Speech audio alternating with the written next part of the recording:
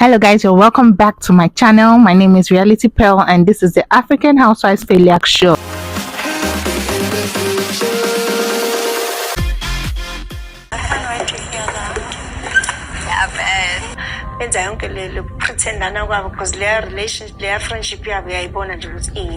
On this channel, I give you reviews of my favorite Real Housewives show with a lot of laughter, a lot of shade, and positivity too. Okay, so if this is the kind of content that you love, make sure to hit that subscribe button and don't forget to give this video a thumbs up. Thank you. Today, we're going to talk about the Real Housewives of Durban Season 3, Episode 10. We're going to go straight into the show. This episode started right where we left off the last time. Jojo made that call to Nonku, and of course, Nonku was like, God is a miracle working God. He sends his angels. So yeah, Jojo is the angel if you don't know. Okay, so Jojo walks in with Nonku, and the first thing Jojo noticed was the other ladies were laughing. You could obviously hear Annie's voice in the background. They were chit-chatting. They were saying some things about Jojo and witchcraft, which I don't even know where that was coming from. But I'm pretty sure that I didn't hear them mention Jojo's name. Okay, but Jojo automatically thought, oh, they must be laughing at me. I won't even greet them. Why? How do you know for a fact that they were laughing at you?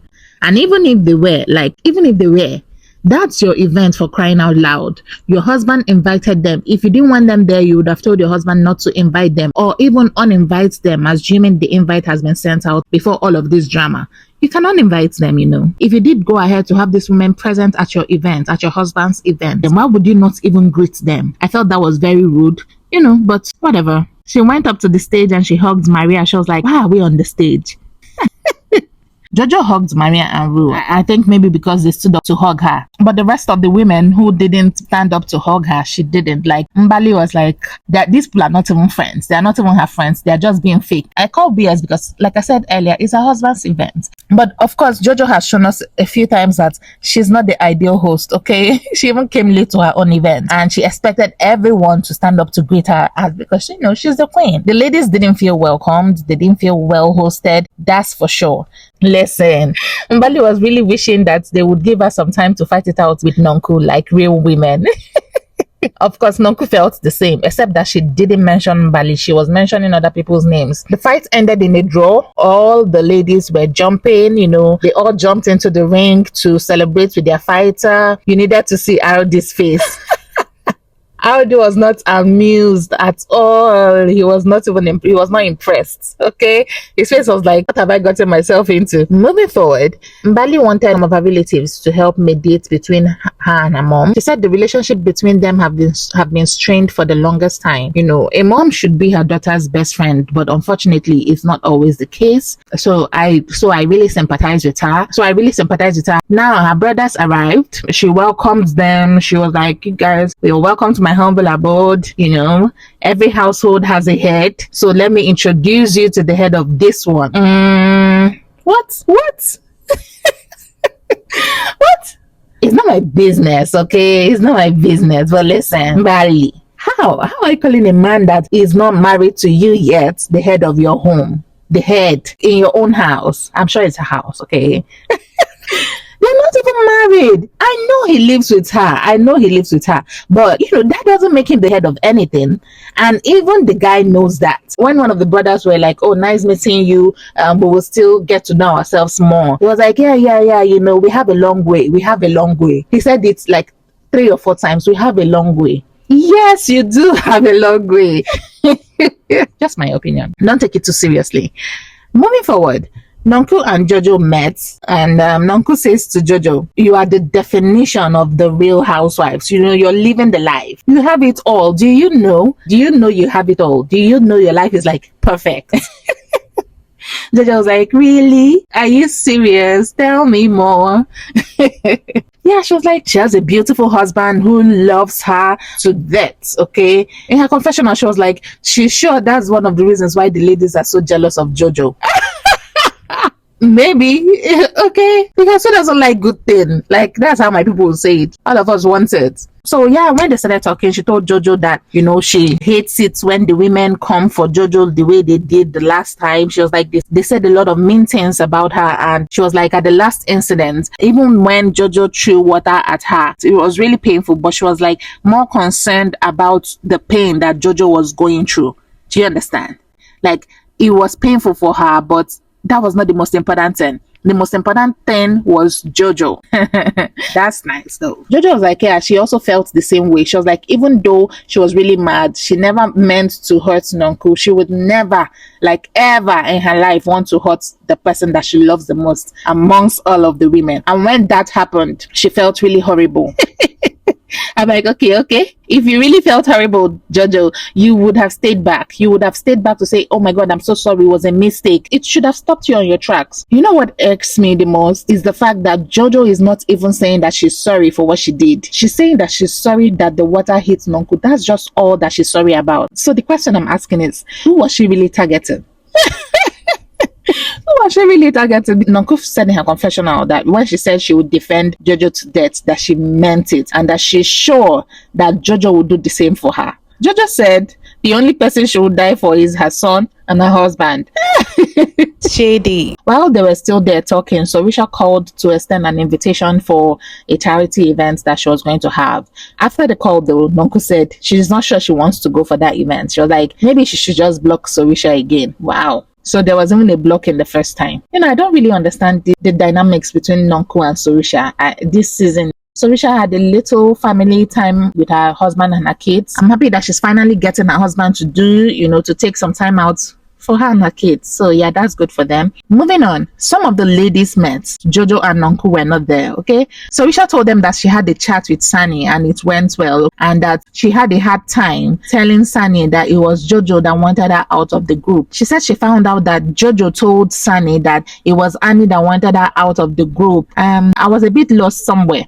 She was like, she had to even pull out receipts for Sane to understand that it was really Jojo that wanted her out. Because of course all the ladies wanted her out, and for a good reason. Am I missing something? Why are they now all of a sudden pointing fingers at who wanted her out more than the others? And I was really surprised that Jojo was saying these things to Sane at the time that they were supposedly friends. I agree, but we need to hear from Jojo, because I don't believe any word that comes out of this lady's mouth. I don't believe it. Hey, have you subscribed yet? Please don't forget to hit the red subscribe button and the notification bell so that you get notified every time I post a video. Also, give this video a thumbs up. Thank you. Sane said Mbali told her some things that Nonku told her about everybody. She said Mbali said that Nonku said that Slee was broke and that Slee has been borrowing things from her. Slee said, well, she is not broke, but she is financially overstretched. Okay. Slee was like, in her confessional, Nonku is the one that has been borrowing things. She said Nonku has been borrowing shoes, hair, all kinds of things, from her. So who is the one doing the borrowing? Well, as much as I don't think that there's anything wrong with borrowing something from your friend, okay? But where I draw the line is when that friend goes around telling people that her friend is borrowing things from her. That's really wrong. Even when they are no longer friends, it's wrong, yeah. But whatever. Annie actually concurred. Annie was like, yeah, Jojo told her the same things about Slee, and obviously it came from Nonku too. I don't know if this friendship between Nonku and Slee is ever going to come back to what it used to be. Why, Nonku? Why? Sorisha apologized to Sane for prejudging her. Ha! How? Bombastic side eye. Bombastic side eye. Who is sorry? Like, because I'm not sorry. At least I didn't prejudge her. I judged her. I did not prejudge. Okay, I judged her based on what I saw. Annie called the BS. She was like, Sane is an adult. She knew what she was doing when she said those things. She was like, she was going to hold Sane responsible for the things she said, whether Nonku or Jojo manipulated her or not. Okay, it's not an excuse. She chose to say the things she said. She would have chosen not to, but she did. I love Annie for that. Okay, I just love her for that. Well, what does Sorisha mean by she's sorry?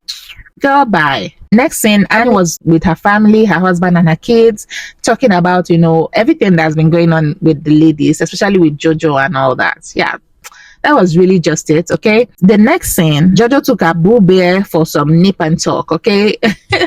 Jojo said there's nothing she would tell that man to do that he won't do, okay? Oh my God, I'm jealous of her right now. Moving forward, Nonku went over to Slee's house because their kids asked them to. Okay, and Nonku was like, she just has to because Nasile has asked her to do this for her. So kids were like, yeah, you guys, whatever you have going on is not our business. Okay, you must sit down here together and listen to us give this performance. And boy, these girls gave me the chills. Like, what? I had goosebumps. Okay, while I think those lyrics are, something, the song was banging. If I'm their mom though, I'll definitely have a talk with them. But as a spectator, when are the tickets selling? Like, they are so talented. I love it. Can't imagine being in Slee or Nonku's shoes though. Imagine having to sit with the one person that you can't tolerate and your kids are friends. The ladies might be used to it because they are both single mothers, so maybe they are used to just having to tolerate being close to someone that you don't really like, aka ex. After the performance, Lee told Nonku that they have big things to talk about, okay?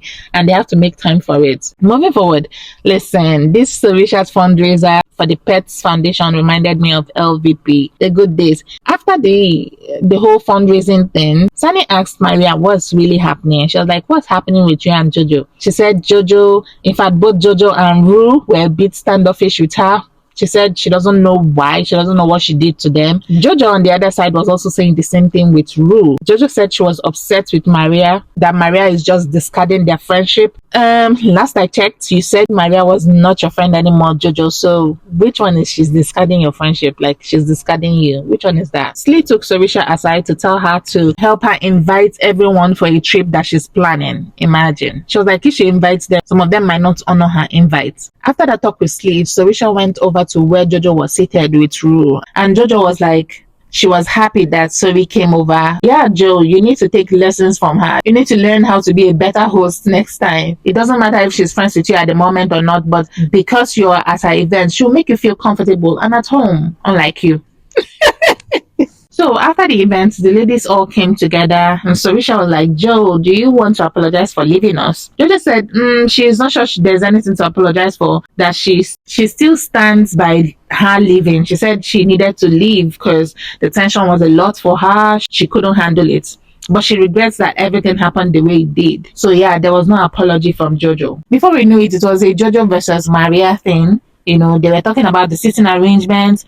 Maria said she walked in and went straight to where Rue and Jojo were seated, but they didn't even greet her well. You know how when you go to meet your friends, you know how they will greet you. Yeah, so I understood Maria on this. Rue said, but he even stood up to greet her, and she said, no, you didn't. You didn't. Yeah, Rue was like, okay, yeah, but we did.